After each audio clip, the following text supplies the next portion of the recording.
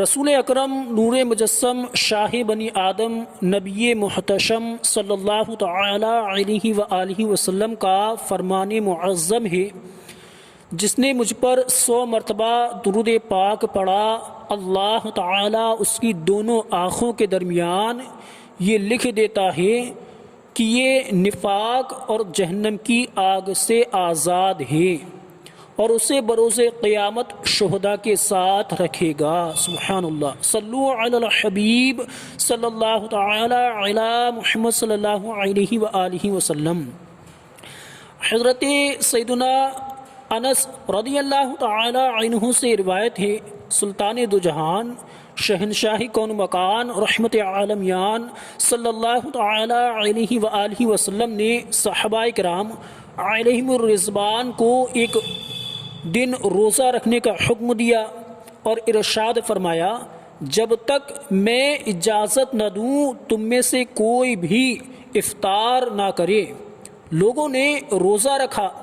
جب شام ہوئی تو تمام صحابہ کرام علیہم الرضوان ایک ایک کر کے حاضر خدمت بابرکت ہو کر عرض کرتے رہے، یا رسول اللہ صلی اللہ تعالی علیہ وآلہ وسلم، میں روزے سے رہا، اب مجھے اجازت دیجیے تاکہ میں روزہ کھول دوں۔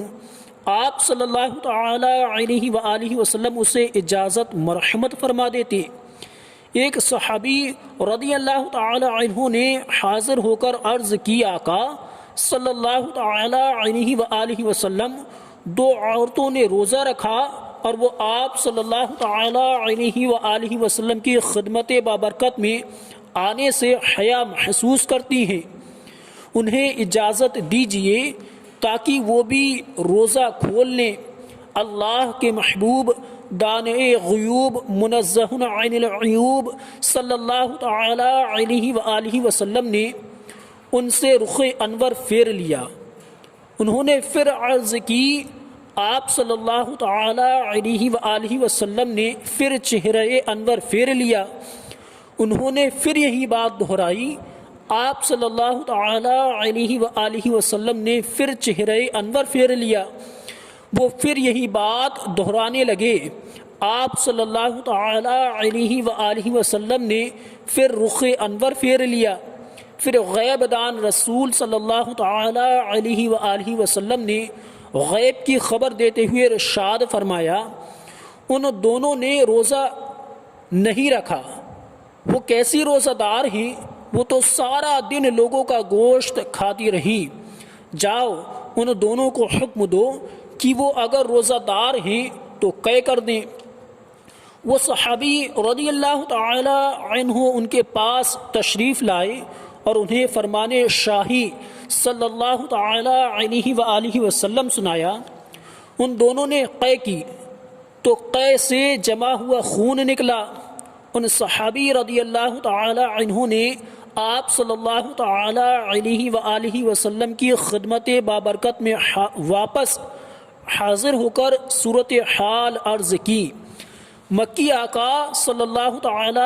مکی آقا صلی اللہ تعالی علیہ وآلہ وسلم نے ارشاد فرمایا، اس ذات کی قسم جس کے قبضہ قدرت میں میری جان ہے، اگر یہ ان کے پیٹوں میں باقی رہتا تو ان دونوں کو آگ کھاتی، کیونکہ انہوں نے غیبت کی تھی۔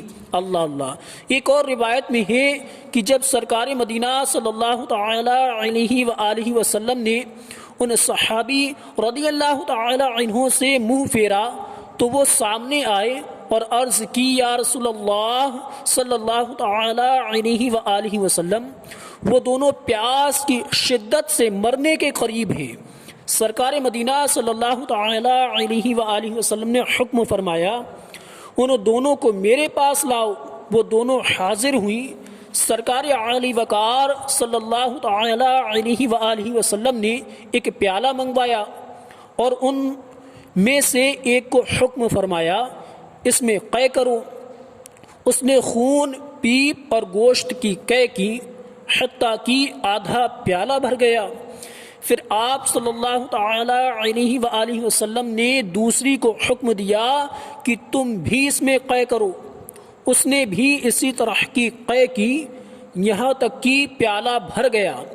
اللہ کے پیارے رسول مقبول سیدہ آمنہ کے گلشن کے مہکتے پھول صلی اللہ تعالی علیہ وآلہ وسلم نے ارشاد فرمایا، ان دونوں نے اللہ عز و جل کی حلال کردہ چیزوں یعنی کھانے پینے وغیرہ سے تو روزہ رکھا، مگر جن چیزوں کو اللہ عز و جل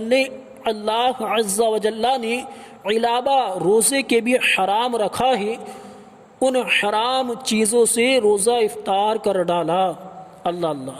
ہوا یوں کہ ایک لڑکی دوسری لڑکی کے پاس بیٹھ گئی اور دونوں نے مل کر لوگوں کا گوشت کھانے یعنی غیبت کرنے لگیں۔ میٹھے میٹھے اسلامی بھائیوں، اس حکایت سے روزے روشن کی طرح واضح ہوا کہ اللہ عز و جل کی عطا سے ہمارے میٹھے میٹھے آقا مکی مدنی مصطفیٰ صلی اللہ تعالی علیہ وآلہ وسلم کو علم غیب حاصل ہے، اور آپ صلی اللہ تعالی علیہ وآلہ وسلم کو اپنے غلاموں کے تمام معاملات معلوم ہو جاتے ہیں۔ جبھی تو ان لڑکیوں کے بارے میں مسجد شریف میں بیٹھے بیٹھے غیب کی خبر ارشاد فرما دی۔ اس حکایت سے یہ بھی پتہ چلا کہ غیبت اور دوسرے گناہوں کا ارتکاب کرنے سے براہ راست اس کا اثر روزے پر بھی پڑ سکتا ہے، جس کی وجہ سے روزے کی تکلیف ناقابل برداشت ہو سکتی ہے۔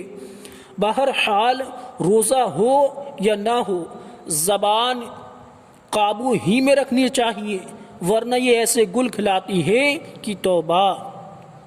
سرورے دی لیجے اپنے ناتوانوں کی خبر، سرورے دی لیجے اپنے ناتوانوں کی خبر، نفس و شیطان سیدہ کب تک دباتے جائیں گے۔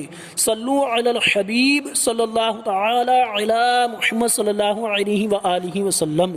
پیارے اسلامی بھائیوں، ہمیں بھی چاہیے کہ ہم بھی جو ہے غیبت سے باز رہیں، بچتے رہیں، بلکہ بہتر یہ ہے کہ اپنی زبان کا جو ہے وہ درست استعمال کریں، تبھی ہم غیبت سے بچ سکتے ہیں، ورنہ جو ہے غیبت سے بچنا بہت مشکل ہو جاتا ہے۔